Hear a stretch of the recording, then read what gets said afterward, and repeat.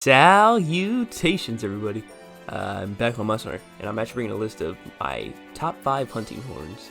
Now, the thing about hunting horns in this game is, and the reason this list is actually so small is because hunting horns in this game, their effects are so are so unlikely to be different that the ones that stand out are usually the really good ones, in my opinion. However, yeah, whatever. All that being said, let's rock, baby.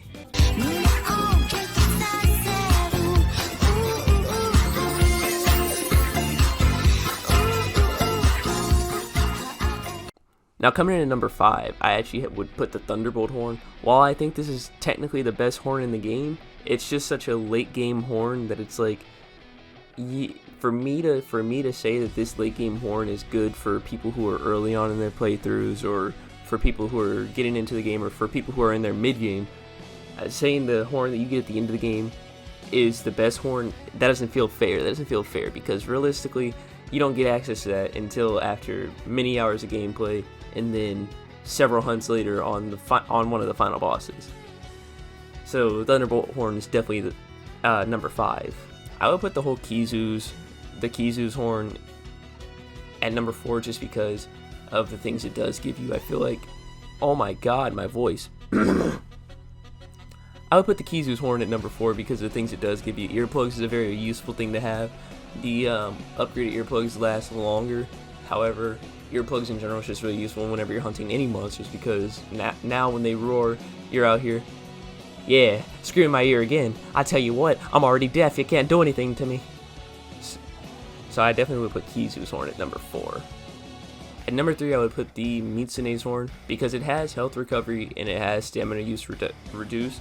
However, you never get anything higher than health recovery small, which is fine, I guess, but like when you take into account the fact that there is a horn at the end of the game that is making it basically so that you're immortal, there is literally no way you're dying unless the people you're playing with are really bad, or you're really bad, because there's so much healing on the Thunderbolt Horn that it's ridiculous. It's ridiculous if you somehow find a way to die with that. At number 3, I'm putting Sinister Shadestrom, just because while it has pretty much the same stuff as the Kizu, instead of having the at number 3, I'm putting the Sinister Shadestrom, aka the Magmalos hunting horn, because even though it has similar notes to the Kizu, the fact that it gives you a flat attack and damage up opposed to elemental attacks and damage being increased is very useful, in my opinion, to everybody around you.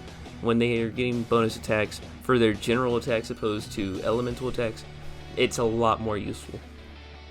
For number 2, I put Flame Force, aka the Rathalos' horn, just because while I said that it's better to give better attack and defense flat out, the fact that this has stamina recovery and sonic wave as well just means that it's, in my opinion, has a lot more utility than the Sinister Shadestrom.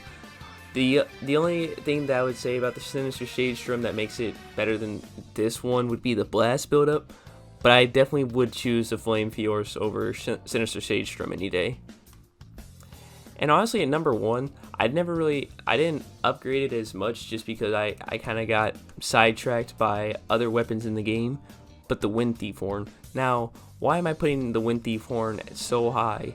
Well, first off, stamina recovery is a wonderful thing. Then you take the fact that it can give you affinity up, which means that you have a higher chance to crit. The higher chance you are to crit, the more damage you're doing. This is effectively raising your DPS in a way that raising your elemental attack or attack and defense doesn't do. And of course there's health recovery, so you're constantly healing.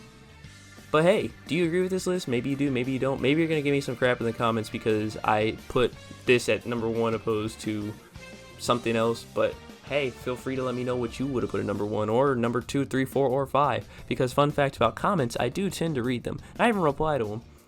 The only comments I don't reply to is the wild off the wall stuff that's like, because I don't know what to say to that.